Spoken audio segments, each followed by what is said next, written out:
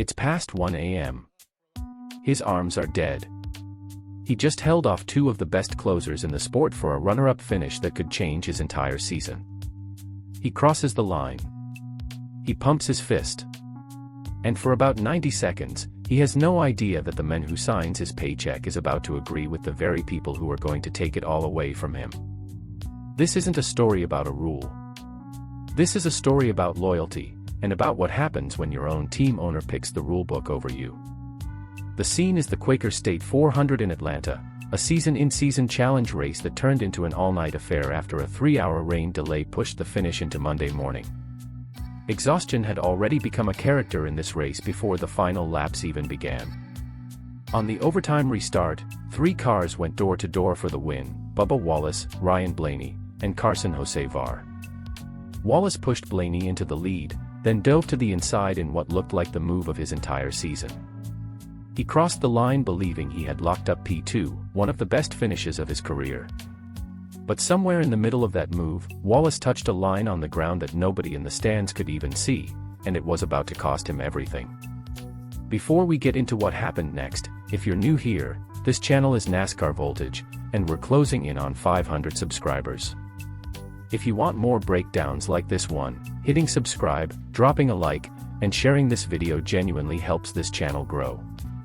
Every bit of support directly shapes the kind of content we're able to bring you next, so thank you for being part of it. NASCAR reviewed the finish, and the verdict came back hard. Wallace had gone below the double yellow line and, in the sanctioning body's judgment, advanced his position while doing it. The number attached to that ruling is the gut punch stat of the entire weekend: P2 to P29, the last car on the lead lap, 27 championship points gone in an instant, and a drop to 13th in points. Wallace's own reaction, delivered as he walked out of his hauler, was blunt and resigned: a penalty is a penalty.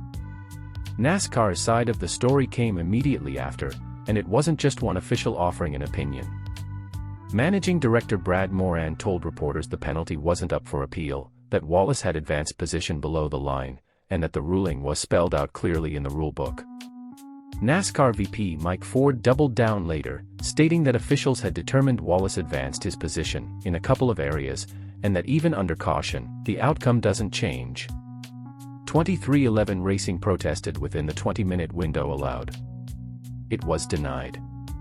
Now comes the part of this story that turns it from a penalty into a betrayal. Denny Hamlin isn't just a rival team owner watching from a distance.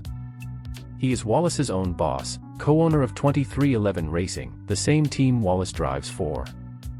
On Monday night, on his own show, Actions Detrimental, Hamlin was asked directly about the call.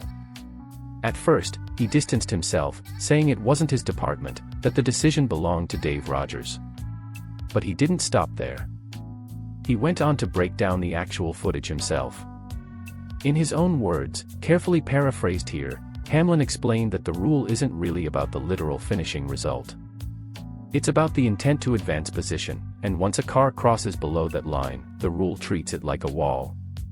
Then he revealed a detail almost nobody else had caught. Hamlin said that in the middle of turns 3 and 4, the footage showed Wallace as the furthest car forward on the track, meaning that by Hamlin's own read, Wallace had technically taken the lead in that exact moment, even though the final scoring never reflected it. Denny Hamlin didn't just accept the ruling. He confirmed it, in his own words, using his own eyes, about his own driver. If this were the only incident from that weekend, it might be easy to move past. It isn't. There was a second blow-up from the same race, one that most viewers still don't know about, and it happened on pit road. After Stage 2, Wallace got into a heated confrontation with teammate Ty Gibbs following contact that sent Wallace spinning through the infield.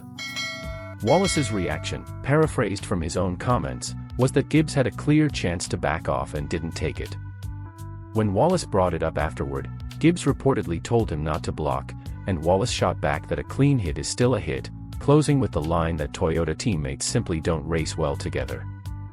Gibbs' side of the story was different. He said he tried to apologize and instead felt disrespected, insisting he was only trying to help push for the win.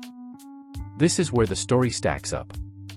Hamlin was asked about this incident too, and once again, he didn't side with his own driver. He said both Wallace and Gibbs needed to see the situation from each other's perspective.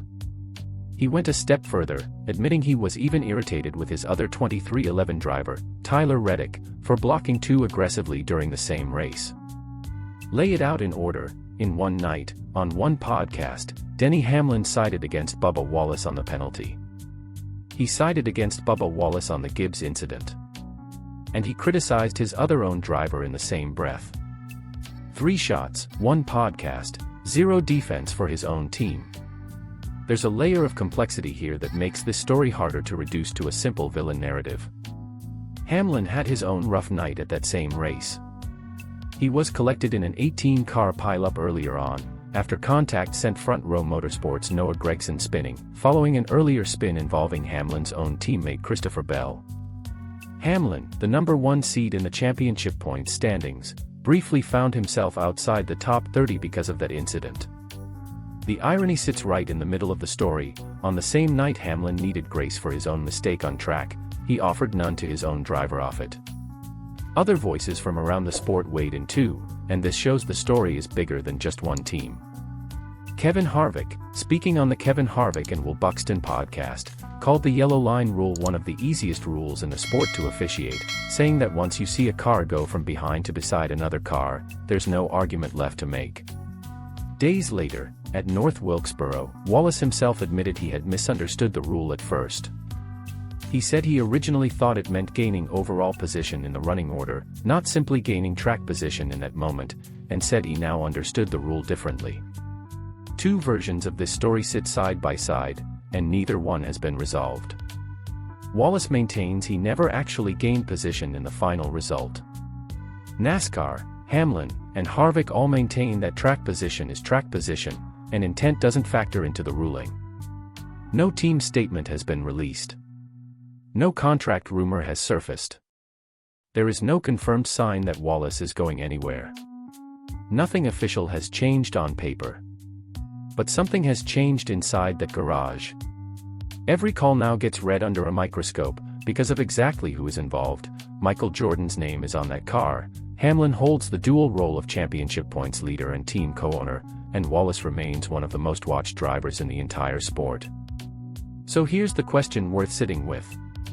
If your own team owner picks the rulebook over you once, and then does it again 2 hours later on a completely different incident involving a different driver, is that just an honest read of the tape? Or is that a signal about where you actually stand inside the building?